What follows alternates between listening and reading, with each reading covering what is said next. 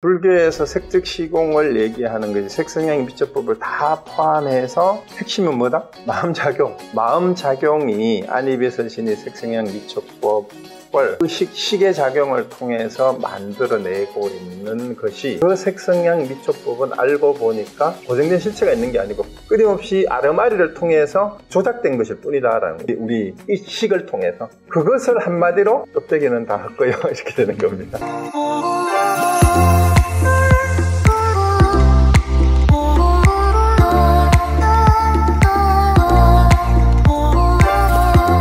색즉시공 공즉시색이라는 불교의 논리는 마음의 인식론적인 경향에 대해서 얘기를 하고 있는 거다. 마음의 인식론에 대한. 요거를 이제 분명히 이해하시면 된다라는 얘기. 그러니까 이런 얘기가 가능해지는 거예요. 생멸이 없고 부증불감하고. 그리고 그 안이비설신이나 색성향 미처법이라고 하는 것조차도 뭐라는 얘기예요? 실체가 있는 게 아니다. 이 말이에요. 실체가 있는 게 아니다. 그 얘기를 하고 있는 거예요. 그게 다 공의 입장에서 보면 자성이 없다. 자성이 없다는 특성에서 보면 육근이든 육경이든 그 다음에 육식이든지 간에 실체가 있는 게 아니다 이 말입니다. 그리고 그걸 다 합친 게 18개니까 안개에서 안이비설, 안이계, 비계, 설계, 몸계, 그 다음에 의식계, 이렇게 이걸 다 합친 게 다 실체가 있는 게 아니다 이 얘기를 하고 있는 겁니다. 그래서 여기 왜 이제 초기 불교의 의미를 제대로 봐도 요거는 별로 볼 게 없고, 여기 뭐냐 하면 법이라는 의미도 이거는 뭐 따로 설명할 게 없어요. 현상이나 혹은 가르침 이런 뜻으로도 이제 쓰는데, 우리가 봐야 될 게, 우리가 흔히 이렇게 이해를 하고 있잖아요. 육근, 육경, 육식을, 육근이 뭐예요? 안이비설신이고 이게 안근. 그 다음에 육경이 육진이라고도 하죠. 인식이 대상인데 이제 색성향 미처법 경, 이제 경자를 다 붙이면 됩니다. 그리고 육식은 요 각각에 대해서 뭐예요? 육식은 요거 안식, 여기에 붙이면 돼요. 안식, 이식, 비식, 설식, 신식, 의식이잖아요. 그런데 이 세 개를 합친 거를 18개라고 하는데, 초기 불교에서도 육근을 육근하고 육경을 육입처라고 하는데, 육근을 육내입처라고 하고 육경을 육외입처라고 하는데, 요 입처라는 의미를 이해를 잘 하셔야 돼요. 한자말 그대로 하면 들어와 있는 곳이라는 의미인데, 육근이 들어와 작동하는 자리라는 뜻이니까 육근이 이제 안이비설신이잖아요. 이것이 내 몸에서 작용하는 곳, 안이비설신이가. 그러면 이제 요거는 이해가 될 거예요. 육내입처라고 한다. 육근을 내 몸에 있는 거니까. 근데 육외입처가 어디에 있어요? 내 몸에 있어요? 밖에 있어요? 요걸 헷갈리니까 이제 색에 대해서도 헷갈려요. 육외입처는 밖에 있는 색성향 미처법이니까 모양이라고 하든 물질이라고 하든 모양이나 소리나 그 모양이죠. 모양. 이제 우리가 눈으로 보고 파악한 거는 그게 색이니까 눈으로 보고 인식한 것. 소리, 냄새, 맛, 그 다음에 촉감. 이게 바깥에 있는 게 아니라 우리가 바깥의 육근을 통해서 바깥의 색성향 미처법을 파악을 했잖아요. 보고 듣고 코로 느끼고 입으로. 그것이 내 안으로 들어와요. 6개의 바깥에 있는 대상이 내 안에 들어와서 파악된 것이 입처예요. 그러면 육경이 밖에 있어요? 안에 있어요? 여기서부터 또 헷갈리는 거야. 자, 우리가 흔히 기초교리를 할 때 육근은 우리 몸에 있는 안이비설신이고 육경은 뭐라고 그래요? 밖에 있는 대상이다 이렇게 가르쳐버리잖아요. 대상이 아니에요. 근데 대상은 대상인데 뭔 대상이에요? 바깥에 있는 것이 내 안에 들어와서 내에게서 인식된 상이에요. 그럼 색을 설명할 때 이렇게 설명했잖아요. 우리 카메라가 물체를 비쳤는데, 즉 실제 피사체, 밖에 있는 피사체가 아니라 내가 인식할 수 있는 건 뭐뿐이에요? 저게 렌즈를 통해서 들어와가지고 영사막에 맺히듯이 우리 눈으로 들어와가지고 우리 망막에 맺힌 것을 누가 인식을 해요? 우리 뇌가 인식을 하잖아. 그 인식한 것이 색성향 미촉법이에요. 그게 맛이 됐든 냄새가 됐든. 그러면 웨이브체어도 결국은 뭐예요? 밖에 있는 물질적인 객관적인 어떤 대상이 아니고 그렇다고 밖에 아무것도 없다는 얘기가 아니에요. 뭘 보기는 봤어. 뭐 듣기는 들었어.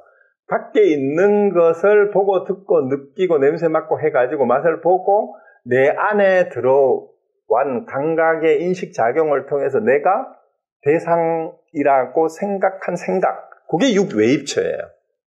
그게 육경이에요. 자, 이렇게 이해하면은 왜 색성향 미촉법에 이 색이 다 거기에 해당이 된다라고 했고, 그럼 12처라는 말도 결국 뭐 12처가 어디 있어요? 이거를 안팎으로 구분하면 안 돼요. 그러니까 외라는 게 있으니까 밖에 있다고 생각하면 안 되고, 그것도 다 내 안에서 형성된 것 뿐이야. 그럼 그럼 개라는 말은 그 영역을 이제 설명하기 위해서 영역을 나눈 것을 이제 18가지로 분류한 것 뿐이에요. 그게 개예요. 그래서 여기 또 재밌는 게 근을 여기 안근, 이근, 비근에다가 끝에다가 인드리아를 붙였어요. 인드리아 신에서 나온 그 힘을 형성한 것인데 이게 육체의 감각기관이 사물을 형성시키는 작용을 나타내는 게 이처럼 강하다라는 거예요. 우리가 안이비설신을 통해서 끊임없이 우리 감각기관을 통해서 인식작용을 자꾸 불러일으키는 거죠. 그래서 이거를 붙였다라는 얘기고요. 자, 그 다음에 가보면 이제 마지막이에요. 결국 육식도 이제 설명했죠. 안이비설신의 의식인데 우리가 식하고 구분해서 불교에서 마음을 표현하는 게 심의식 3가지가 있는데 심은 우리가 한자로 마음심자를 썼는데 찢다라고 해요. 찢다. 이게 생각 그 자체를 생각하는 자체를 나타낼 때 우리가 일반적으로 쓰는 내 마음 나도 몰라. 내 생각이 왜 이런지 모르겠다. 마음이 왔다 갔다 할 때 생각이 왔다 갔다 하는 거죠. 생각하고 동의어예요, 그냥. 근데 의식할 때 의식을 또 구분을 해요, 사실은. 의식 그러는데 요거는 원문은 요 3개가 다 달라요. 만호라고 해요. 의는 생각을 관장하는 기관 혹은 기능. 요게 이제 의가 되니까 감각 장소의 개념이니까 이렇게 입처라고 처 혹은 입으로 번역을 하는 게 육입 혹은 육입처 이렇게 번역을 할 때 그거는 바로 의를 얘기하는 거다. 만호를 얘기하는 거다. 식이 우리가 전형적으로 말하는 아르마리예요. 아르마리. 6가지 감각 장소, 육내입처하고 6외입처가 서로 맞물렸을 때 이제 우리 육근이 그죠? 육근이 안이비설신이가 대상을 봤을 때 느꼈을 때 일어나는 인식작용. 이게 아르마리예요. 저게 뭐지? 근데 뭐지 하고 나서 알고 나면은 뭐예요? 그때부터 우리 마음이 그냥 뭐라고 객관적으로 판단만 하는 게 아니라 저거 좋은데, 저거 보기 싫은데, 좋다 싫다, 그저 그렇다라고 인식작용이 자꾸 일어나잖아요.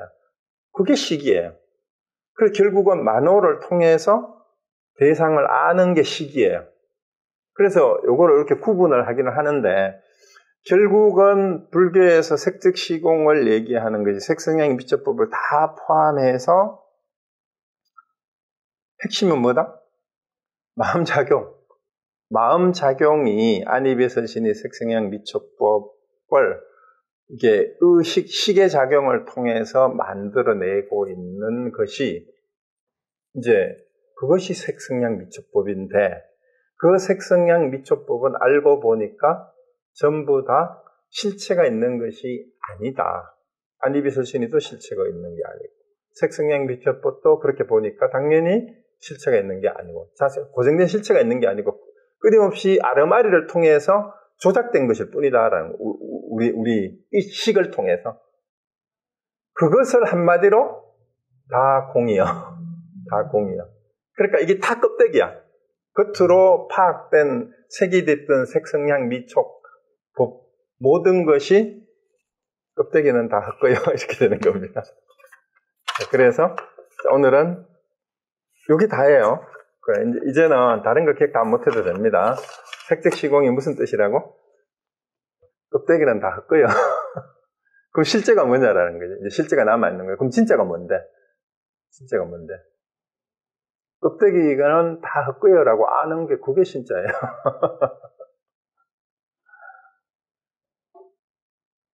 어려워요? 쉬워요? 그러니까 이 말만 하면 될 겠는데 괜히 또 산스크리트 원문을 또 가지고 와요. 머리만 아프게 만들어야죠. 원래 그래요. 그래야 지식이 늘 먹고 사니까. 한마디로 다 헛거요. 이러면 됐잖아. 그건 다 꿈이야. 건강에서 계속 반복해서 얘기하잖아요. 그겁니다. 자, 오늘 여기까지 하겠습니다. 이제 좀 궁금증이 해소되셨나요? 또 헷갈리시나요?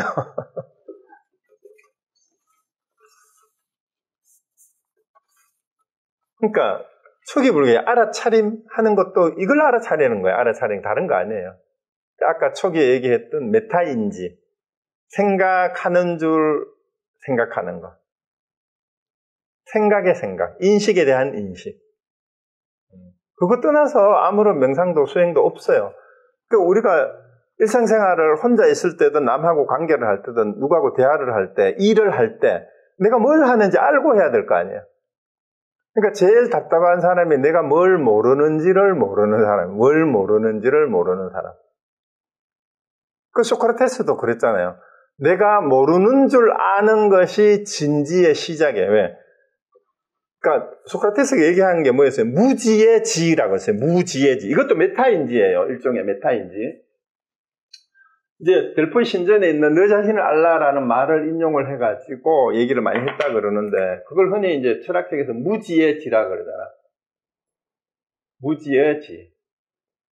이게 뭔 말이냐 하면은 내가 알지 못한다는 것을 알았다잖아요. 내가 알지 못한다는 것을 알았다. 자, 이제 그 전까지는 내가 뭘 모르는지를 몰랐어. 그게 무지 상태예요. 뭘 모르는지를 모르는 게 진짜 무지한 상태인데 내가 지금까지 알고 있던 게 진짜 아는 게 아니고 잘못 알고 있었구나라고 깨닫는 순간 뭐예요? 내가 무지하다라는 걸 알았으니까 이게 진짜 아는 게 여기 하나 나타난 거예요. 이게 진짜 아는 거예요. 그래서 공부의 시작은 여기서부터 시작이야. 무지에 질어서. 자신을 아는 데서부터. 자신을 안다라는 건 뭐예요? 내가 무슨 생각을 하고 무슨 말을 했고 무슨 행동을 하는지를 그 순간에 알아차리는 거예요. 알아차리는 거. 그게 알아차리는 거예요. 내가 뭘 알아차리지 못하면은 뭘 하다가 다 꼬라박아 버리잖아. 말도 실수하고 행동도 실수하고 그 자빠지고 실수하고 사고 나고. 내가 뭘 하는지 모르니까 그게 이제 확대가 되면은 뭐예요? 자기 욕심을 채우려고 남을 죽이기도 하고 전쟁을 하기도 하고 모든 게 그 무지에서 비롯되는 게 그래서 그래요. 그래서 그래. 이걸 다르게 말하면 자기 반성력이 없는 거예요. 자기를 돌아보는 게 없는 거예요. 내 말은 다 맞고 남은 다 틀렸다. 그게 자기를 돌아보는 힘이 부족한 거죠. 그래서 금강경 마지막에 그 얘기죠. 모든 생각은 편견이다. 내가 옳다라고 생각하는 것도 편견이다라는 걸 아는 순간 강하게 주장할 이유가 하나도 없어지잖아요.